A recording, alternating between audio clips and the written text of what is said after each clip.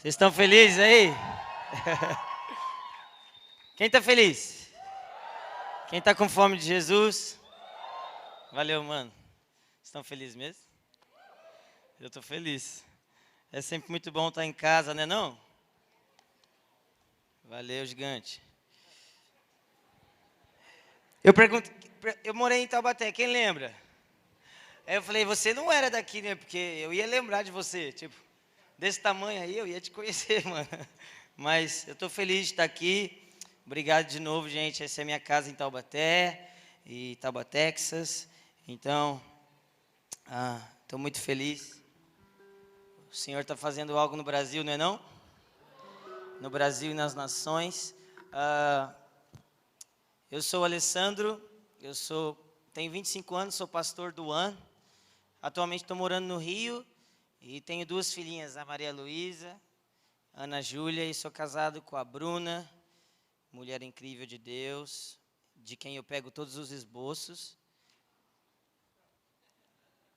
Você tem que ter uma mulher de Deus para você roubar os esboços, gente. Amém? Vocês estão felizes, gente? Eu vou falar um problema meu, eu fico fazendo piada até alguém rir. Aí se não rir, eu fico fazendo. Então, tipo, se não tá engraçado, você finge, ri logo, aí você já me libera. Amém? Eu quero orar com vocês rapidinho. Então feche seus olhos. Senhor Jesus, nós amamos a sua presença, nós amamos quem o Senhor é. Nós amamos tudo que o Senhor faz, tudo quem o Senhor é, tudo aquilo que o Senhor vai fazer. Nós amamos, Senhor, nós amamos a sua igreja, nós amamos o seu povo. Revela um pouco mais do seu coração hoje à noite, revela um pouco mais de quem o Senhor é. Se você pode, coloque a mão no seu coração junto comigo e diga assim: Senhor Jesus, mude a minha vida, eu nunca mais quero ser o mesmo. Vamos orar isso de novo. Senhor Jesus, mude a minha vida, eu nunca mais quero ser o mesmo. Em teu nome, amém e amém. Gente, como eu já disse, eu sou pastor lá no Rio. E nós fazemos algumas séries de pregação e a gente estava ensinando algumas coisas. A gente encerrou ano passado falando sobre os fundamentos do Evangelho. Então a gente falou sobre cruz, a gente falou sobre Espírito Santo, falamos sobre salvação, falamos sobre graça, sobre fé. Esse ano nós começamos uma outra série. E no meio dessa série, eu acordei um dia e o Senhor me disse o seguinte: Alê, e aí, mano? Alê. Eu conheço todo mundo na igreja, é mó legal isso, né? E o Senhor me disse: Alê, eu preciso que você volte a falar sobre avivamento. E isso faz umas 2 semanas e meia atrás. Então eu quero falar com vocês a respeito de fome por avivamento, amém? Mas eu quero levar esse avivamento, vamos aplicar em nós primeiro, depois a gente tenta ver se o Senhor quer falar da nação hoje, mas vamos falar de nós. Há 1 ano e meio atrás eu estava pregando em Curitiba, na igreja também de uns amigos nossos. E o que acontece quando você é de uma igreja boa como essa, e como você tem pastores bons e você se reúne em reuniões boas, é que nós estamos sempre falando do que Deus está fazendo, e nós estamos sempre falando de coisas grandes, e muitas vezes nós não falamos de nós. E naquele dia eu estava numa reunião cheio de gente importante, gente de Deus, e eles estavam falando sobre o que Deus estava fazendo nas nações, e sobre o que Deus ia fazer, e discernimento profético, e a Bíblia deles parecia que era muito diferente da minha, porque eles sabiam muito mais do que eu. Então o Senhor me falou: Alê,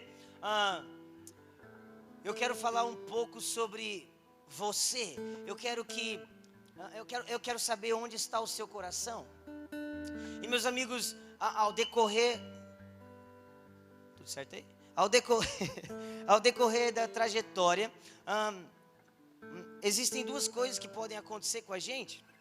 Uma é a gente se esfria, e outra a gente fica quente demais e a gente para de falar sobre nós. E a gente começa a falar sobre igreja, a gente fala sobre culto, a gente participa do culto e a gente analisa como foi o fluir do mover do culto, a gente analisa como foi o louvor, a gente analisa como foi o grupo pequeno, que eu esqueci como é que é o nome aqui, gente, perdão. GC, a gente analisa como é que estão as cadeiras, a gente analisa como é que o irmão tá, a gente analisa como é que a nação tá, e nós paramos de analisar o nosso coração e o que nós temos perdido no decorrer da caminhada. Vocês estão me entendendo? Então, sem mais delongas, eu quero que você abra comigo em Salmos 84.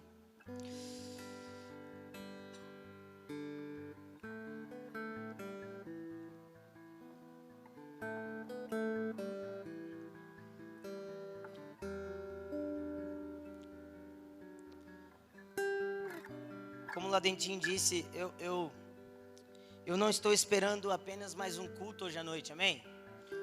Eu estou esperando o culto. Todas as vezes que eu entro na presença do Senhor Jesus, eu não aceito sair de lá sem nada mais, sem nada menos do que um pouquinho mais dele, amém? Então, Salmos 84, versículo 1 diz assim: quão amáveis são os seus tabernáculos, Senhor dos exércitos. A minha alma suspira e desfalece pelos átrios do Senhor, e o meu coração e a minha carne exultam pelo Deus vivo. Versículo 4: bem-aventurados os que habitam em tua casa e louvam-te perpetuamente. Bem-aventurado o homem cuja força está em ti, e cujo coração se encontram os caminhos aplanados, o qual passando pelo vale árido faz dele um manancial, e de bênçãos o cobre a primeira chuva. Vão indo de força em força, cada um deles aparece diante de Deus em Sião. Meus amigos, esse é um salmo muito simples, mas a primeira coisa que a gente precisa aprender sobre esse salmo é que esse salmo não é um salmo de Davi. Esse salmo é dos filhos de Corá. Fala comigo, Corá. Você lembra aquela história de que uma vez a terra abriu e engoliu um povo? Quem lembra disso? Era Corá. E os filhos de Corá, depois de gerações, eles serviam também no templo. Então existiam os coatitas, certo? E existiam os coraritas. Eu tenho dificuldade, então tem que fazer assim, senão as pessoas não entendem. Né, Deléo? Então, existiam os coraritas. E esses coraritas não era permitido a eles servir dentro do templo como os coatitas. Então os coatitas poderiam entrar, mas os coraritas não. Eles tinham que ficar fora do templo, eles eram porteiros do templo. Por isso que eles falam, eu amo os átrios do Senhor, porque era a única coisa que eles conheciam. Eles não conheciam nem o santo, nem o santíssimo lugar, eles não conheciam nada dentro, eles não sabiam nem como é que era o gosto do pãozinho que tinha lá dentro, nunca tomaram café no lounge.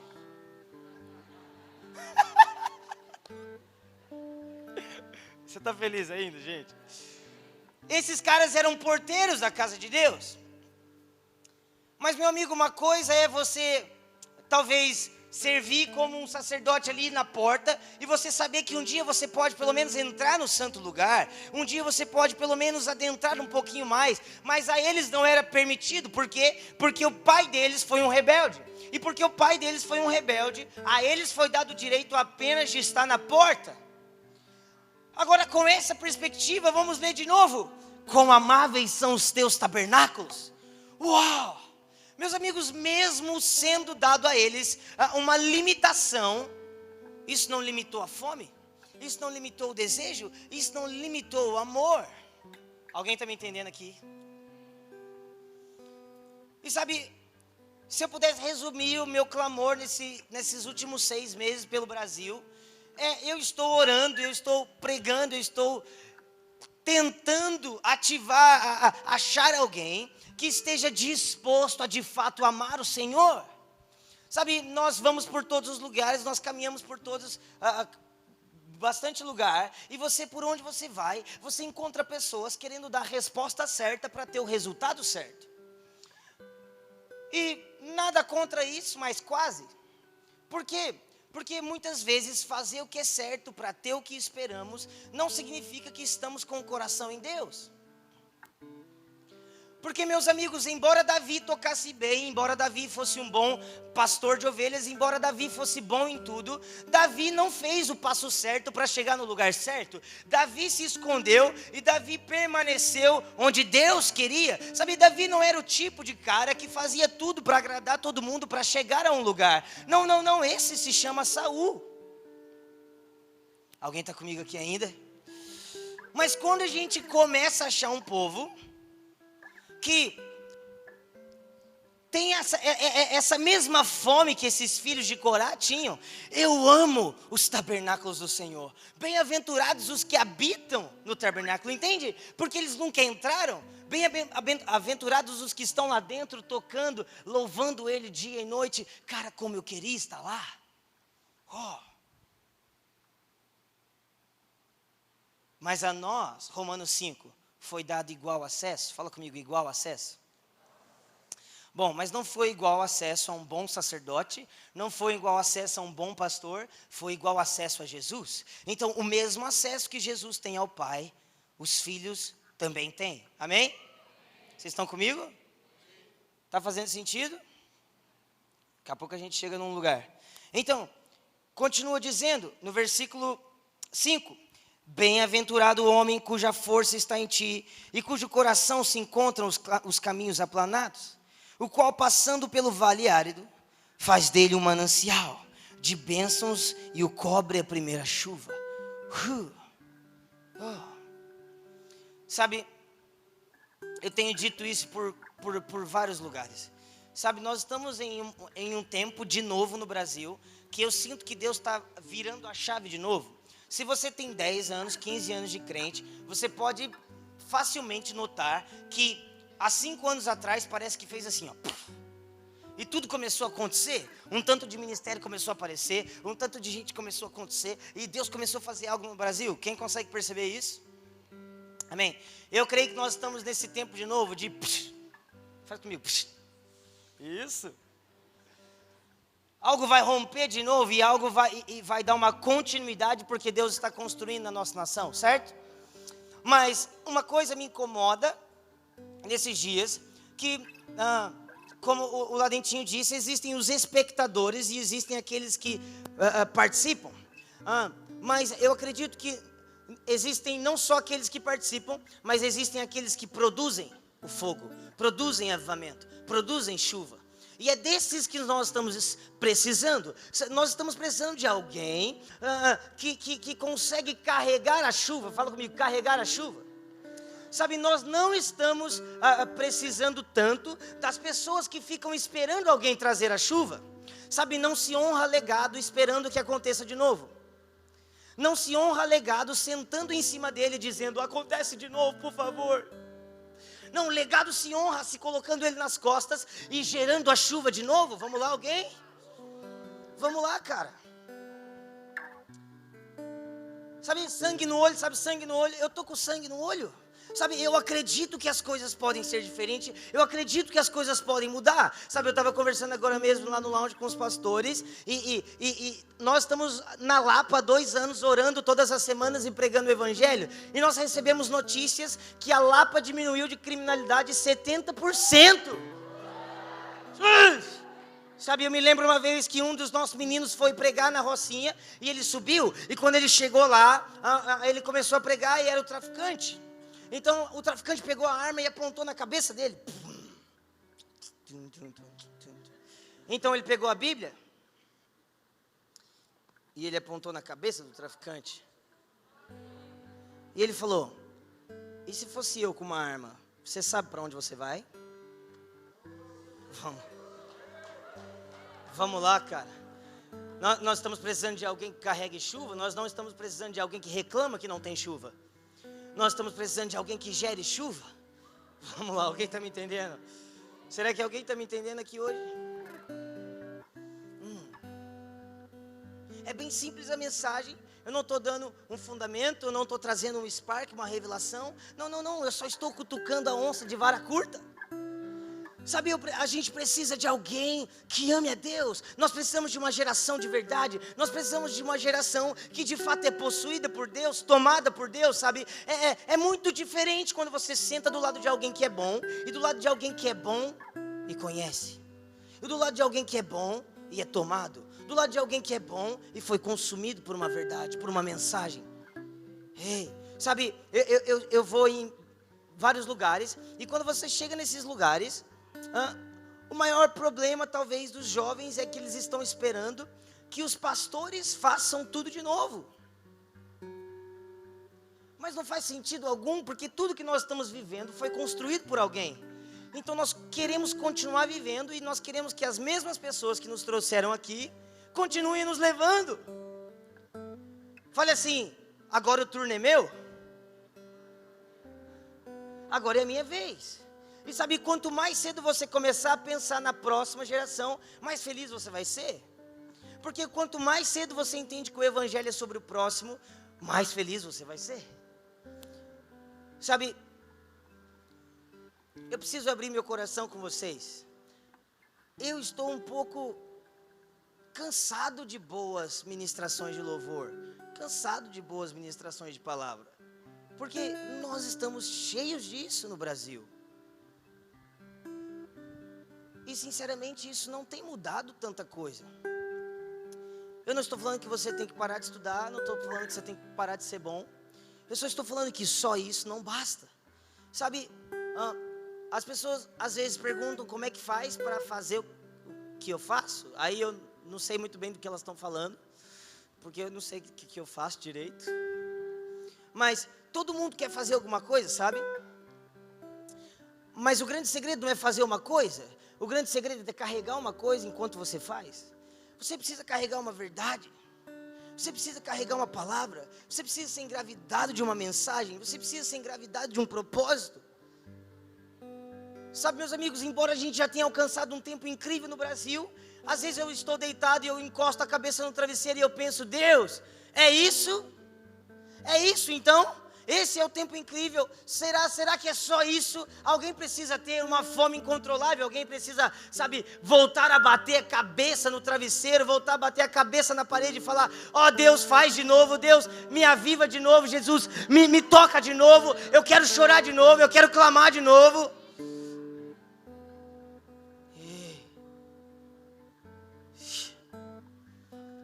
Existe a história de um menino chamado Evan Roberts, e ele pregava no país de Gales. E esse menino chamado Evan Roberts, a história diz que um dia ele foi tomado pelo Espírito Santo. Então ele subiu até o palanque. E quando ele subiu no palanque, a história começa a dizer que ele começou a se contorcer. E ele sem controle nenhum os joelhos dele começaram a se dobrar. Então a história diz que ele orou: Espírito Santo, dobra-me. Espírito Santo, dobra-me. Mas isso no dialeto deles, na língua deles, significa: Espírito Santo, molda-me. E sabe o que aconteceu? O país de Gales foi tomado em 6 meses.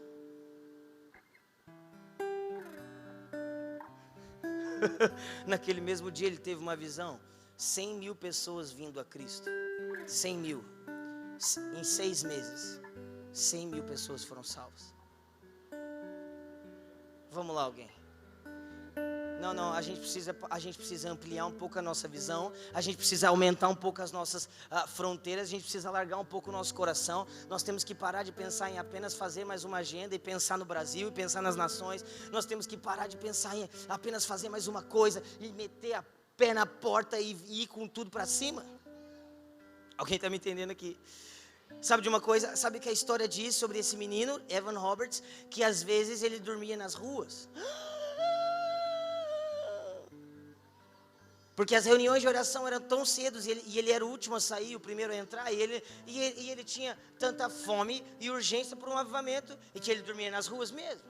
Eu não estou dizendo que você tem que dormir na rua, amém? Um dia perguntaram para John Wesley: John Wesley, como é que você faz para fazer o que você faz? Então John respondeu: eu coloco fogo no meu corpo e as pessoas vêm ver. Meus irmãos, não foi uma sarça que falava que atraiu Moisés, foi uma sarça que ardia. Não podemos colocar o discurso antes do arder. Nós não podemos colocar um discurso bonito antes do fogo. Não, e eu não estou falando de uma sensação, como diz o meu amigo Tom, não é deixa chapar, é deixa queimar.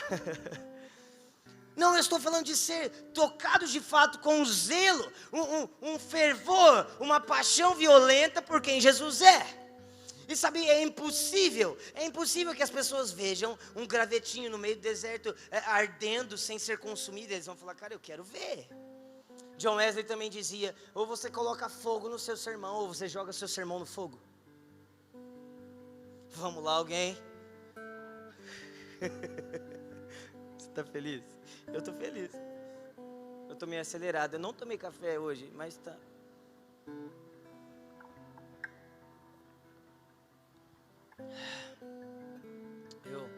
Eu tava ontem.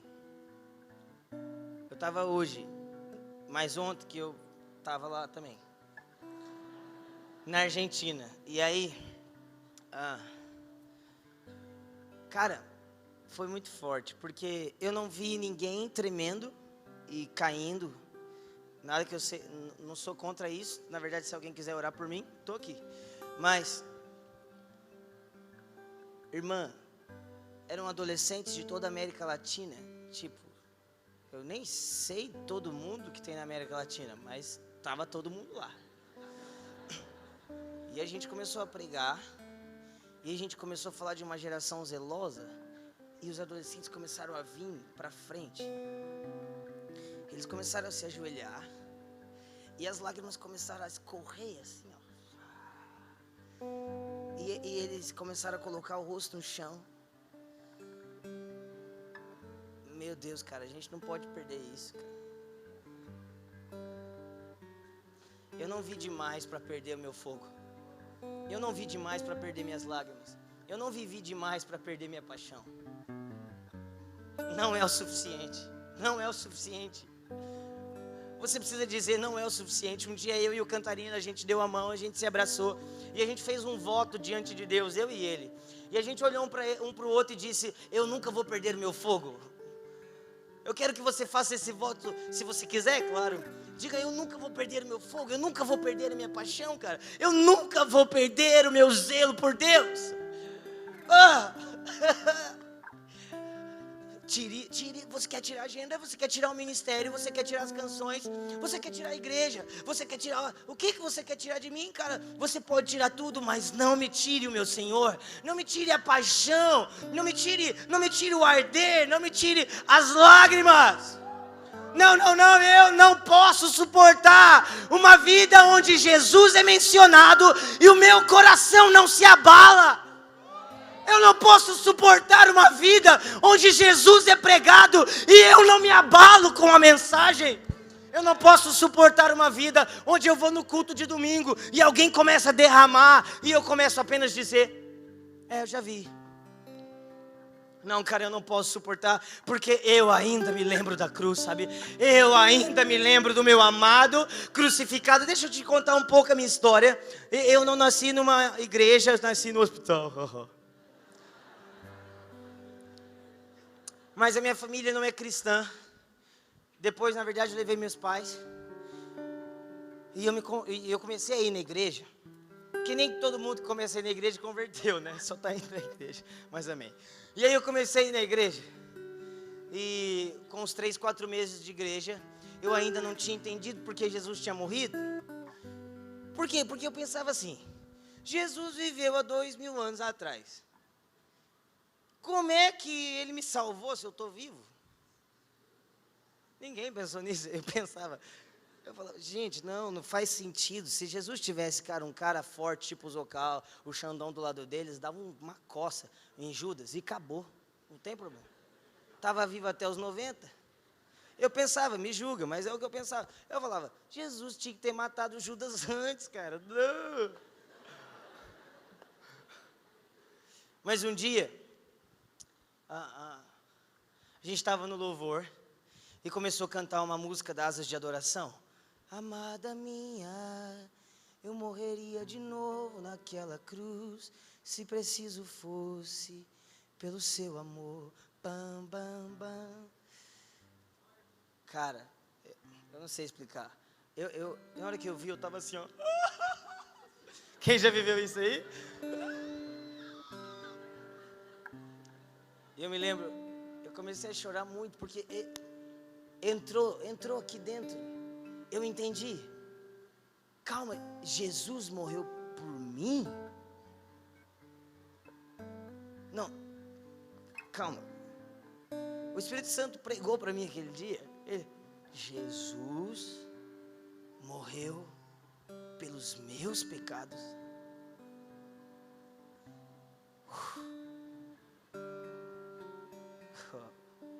Não, eu ainda me lembro da cruz, meus irmãos. Eu ainda me lembro da cruz, sabe? As coisas simples se tornaram simplistas. Nós já sabemos tudo, nós já temos todas as respostas. Oh meu Deus, a gente nem precisa de Jesus mais. Mas o que começa a acontecer quando alguns começam a precisar de Jesus? Quando alguns, mesmo sendo bons, continuam dependentes? O que começa a acontecer se nós não perdemos o fervor? Alguém ainda está comigo aqui? Eu quero que você abra comigo em 2 Timóteo.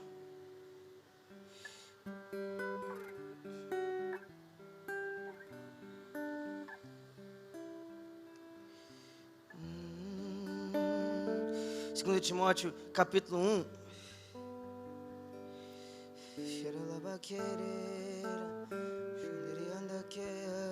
Versículo 3. Não, vamos. Eu quero. Pode ser 3. Dou graças a Deus, a quem desde os meus antepassados sirvo com uma consciência pura, de que sem cessar faço menção de ti em súplicas, de noite e de dia, recordando-me das tuas lágrimas, e desejo muito ver-te para me encher de alegria. Presta atenção, isso é uma carta a Timóteo, tá bom? Então, quando Paulo escreveu essa carta, ele estava preso e prestes a morrer, e é por isso que ele diz que eu estou sendo entregue como sacrifício de libação. Ele estava preso e provavelmente foi Lucas que escreveu essa carta para ele, porque Lucas também escreveu Atos, escreveu Efésios e também escreveu Timóteo. Amém? Estão comigo? Então, Paulo estava preso e Paulo estava dizendo a seu filho na fé: cara, Timóteo, eu lembro de você todos os dias. E Timóteo, eu não lembro de você, eu não fico orando para que você não desvie, porque na verdade eu conheço suas lágrimas. Olha o que Paulo está dizendo. Timóteo, eu oro por você todos os dias, porque eu lembro a paixão que você carrega. Eu lembro as lágrimas que você carrega nos olhos. E aí ele continua dizendo: trazendo à memória a fé não fingida que há em ti, a qual habitou primeiro em sua avó e em tua mãe Eunice, e estou certo de que também habita em ti. Por esta razão te lembro que despertes o dom de Deus que há em ti, que há em ti pela imposição das minhas mãos, porque Deus não nos deu espírito de covardia, mas de poder, de amor e de moderação. Agora, vocês estão comigo aqui? Muitas vezes nós citamos esse verso, tipo, reaviva o dom que há em você. E nós falamos isso para as pessoas frias, certo? Mas não é o que Paulo está fazendo? Paulo está falando para reavivar o dom num filho na fé que está aceso. Paulo não está falando com um filho na fé que desviou. Paulo não está falando com um filho na fé fraco. Paulo está falando com Timóteo. Um filho na fé que cuida da igreja de Éfeso. Um filho na fé que tem lágrimas. Um filho da fé que ainda queima. Um filho da fé que de fato é um grande pastor. Mas ele está mandando uma carta da prisão, dizendo: meu filho Timóteo, reaviva o dom que há em ti. Uau! Meus amigos, eu me lembro em Salmo 51 que diz: relembra-me da alegria da tua salvação. Vocês estão comigo? Estão comigo mesmo? E sabe, nesses últimos dias o Senhor tem falado muito comigo a respeito de uma coisa. Você precisa andar com a paixão dos primeiros dias e a sabedoria dos últimos dias. Existe um grande perigo da sabedoria dos últimos dias e esmagar a paixão dos primeiros. E existe um grande perigo de você ficar nos primeiros dias e não viver a maturidade dos últimos dias. Vamos lá, alguém está me entendendo aqui?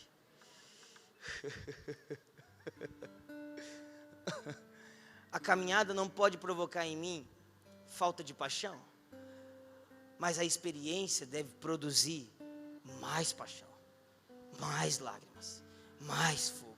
Meus amigos, Filipenses não foi escrito no começo da carreira de Paulo. Ele escreveu: considero tudo como perca a fim de conhecer a Cristo no final de sua carreira. Era no final da sua vida. Não. Era como um cara que já apanhou a vida inteira, que já sofreu a vida inteira. Então no final da vida, ele está lá preso. E ele diz o seguinte: meus amigos, se alegrem comigo, vocês estão felizes. Ele está escrevendo. Filipenses 3. Vocês estão felizes? Estão felizes mesmo? Eu estou preso, estou feliz. Vocês estão felizes? Aí todo mundo, estou feliz, estou feliz. Não era WhatsApp, né? Esqueci. Era cara. E aí ele escreve, meus irmãos, eu vou te falar uma coisa. Eu já preguei, já apanhei, já fui preso. Estou preso. Estou zoado. Estou com a perna aqui. Brincadeira, eu estou exagerando. Mas eu te digo uma coisa, que passei o que passei, vivi o que vivi. E eu considero tudo como esterco. Vivi o que vivi. Preguei o que preguei. Fundei igrejas em todo o mundo conhecido. Fundamentei a igreja. Eu ensinei a igreja como ela tem que cultuar. Eu ensinei a igreja o que pode e o que não pode. Fui eu que pastoreei. Fui eu que doutrinei. Mas sabe de uma coisa? Eu considero tudo como perca. Vamos lá, alguém. Então ele vira para o seu Timóteo e diz assim, para o seu filhinho, e diz, Timóteo, eu sei que você está fazendo um bom trabalho, eu sei que está legal, eu sei que o Brasil está top, Timóteo, eu sei que você é um pastorzão, mas Timóteo, você lembra da sua avó? Uau! Você lembra da imposição das mãos que eu fiz em você? Timóteo, por favor, reavive o dom. Meu amigo, ele não está falando que Timóteo desviou. Ele só está falando, Timóteo, mantenha a mesma paixão, mantenha a mesma devoção, mantenha as mesmas práticas dos primeiros dias e amadureça conforme você andando, mas não perca a paixão, o fogo dos primeiros dias.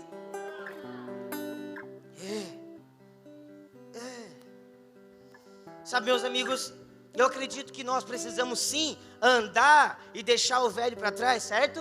Nós precisamos ir em direção ao novo, certo? Certo? Mas, meus amigos, existe um segredo em Josué 1, que quando eles foram atravessar o Rio Jordão, o Senhor Jesus disse Deus disse para eles, pegue 12 pedras, uau, e construa um memorial. Agora, memorial não podem ser ídolos, mas memoriais precisam ser memoriais. O que é um memorial? É um lugar onde você volta e você se lembra. Fala comigo, eu preciso me lembrar. Então era um lugar onde eles iam e eles se lembravam, uau, se Deus me fez atravessar o Jordão, Deus continua, Deus, agora você não pode ficar aqui. Você não pode ficar aqui. Porque Deus, o que fez, Deus fez. Mas você precisa pegar o mesmo sentimento e você precisa fazer isso aqui, ó.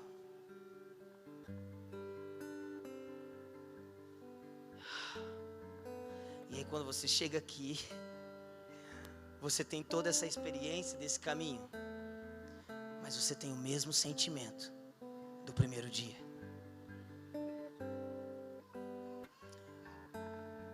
Existe um segredo em fazer a mesma coisa. Existe um segredo em permanecer fiel à mesma coisa. Os anjos não trocam de canções, eles não trocam de cadeira, eles permanecem na mesma coisa. Na mesma coisa.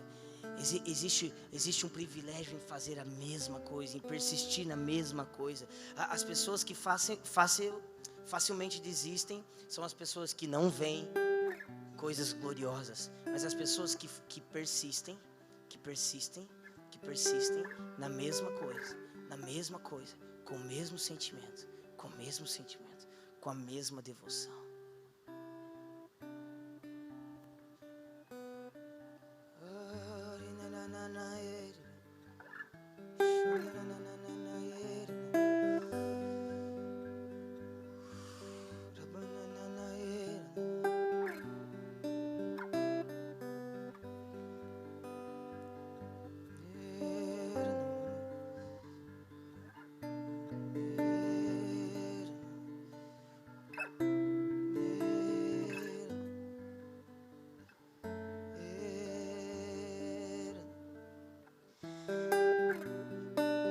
Eu estava viajando e eu era 2 ou 3 horas da manhã. Então eu respondi uma mensagem que a Bru tinha me mandado, tipo 6 horas da tarde. E eu respondi, você deve estar dormindo. Então ela me respondeu, oi. Aí eu, oxe, tava na balada.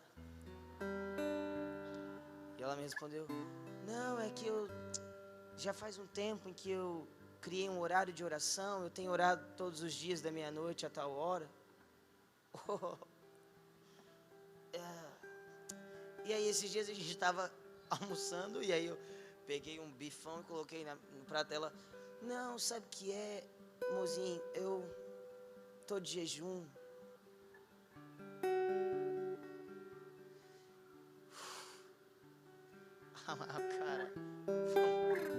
Cara, eu vou te falar, pode parecer religioso, mas para mim não se parece religião, se parece verdade. Se parece manter o mesmo coração, enquanto a estrada continua, você mantém o mesmo coração. E quanto mais você vê, mais você se lembra. Quanto mais você vê, mais você lembra de onde Jesus te tirou. Quanto mais você vê, quanto mais você vive, mais você se lembra dos primeiros dias. Sabe quais são os primeiros dias? A primeira vez que você estava no seu quarto e você colocou uma música que você gostava e você falou: oh, então é isso que é o Espírito Santo?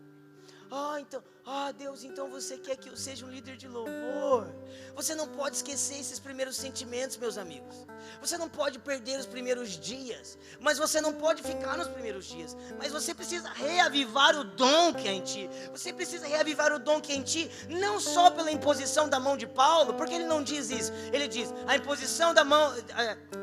o dom que é em ti, a fé não fingida que havia na sua avó, a fé não fingida que eu vi na sua família, a fé não fingida que vem te percorrendo, sabe, que vem seguindo a sua história. Qual é a história? Qual é a fé não fingida que percorre a sua história? Quais são os marcos de Deus na sua história? Meu amigo, não estou falando de ser saudosista, na verdade eu estou falando que para você ir longe, você precisa saber voltar.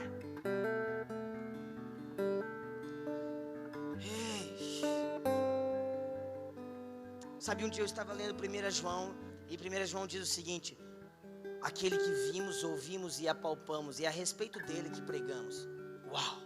Uau! João está dizendo assim: eu não prego alguém que eu ouvi dizer, eu prego alguém que eu vi, eu prego alguém que eu ouvi, e eu prego sobre alguém que eu toquei.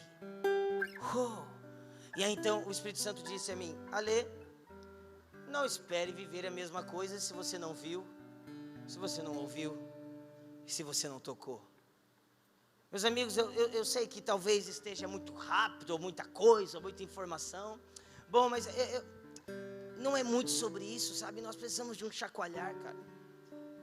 Sabe, nós não estamos em mais um culto, nós não estamos num culto de doutrina, nós não estamos num culto de fundamento, nós estamos num culto de dizer, cara, pelo amor de Deus, Deus está fazendo alguma coisa no Brasil, e nós estamos precisando de gente que carrega chuva, nós estamos precisando de gente séria, nós estamos precisando de gente que para de andar por sentimento, que para de andar por estações, que para de andar pelo próprio ministério, que para de desejar demais uma agenda e começa a olhar e dizer: Deus, eu desejo demais a Ti, e o que o Senhor está fazendo na terra eu quero fazer também. Qual é o seu sentimento sobre Taubaté? Deus, qual é o seu sentimento sobre a Poema? Deus, qual é o sentimento que o Senhor tem sobre a minha igreja? Eu quero sonhar, eu quero ir, eu quero continuar o legado. Deus, reaviva as lágrimas, Deus, reaviva a paixão, mas deixa em mim o que eu tenho aprendido. Sabe, eu quero a sabedoria desses dias e a paixão dos primeiros dias.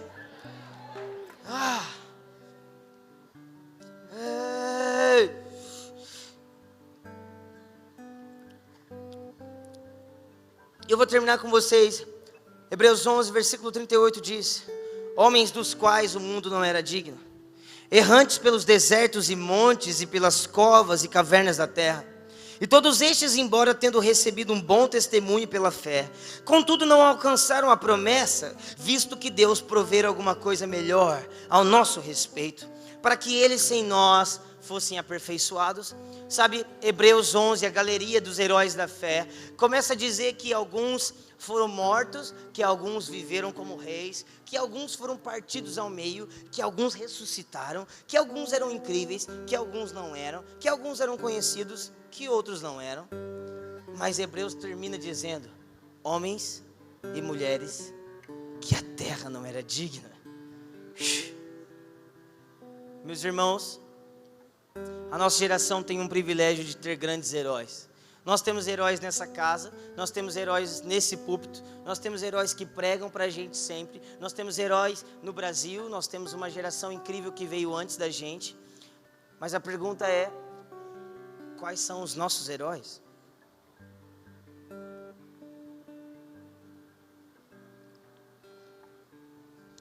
Eu não quero provocar em você um bom sentimento, não quero provocar em você uma boa sensação. Eu quero provocar em você uma convicção genuína de Deus, reaviva o sentimento dos primeiros dias e me ensina a caminhar com a sabedoria dos últimos dias.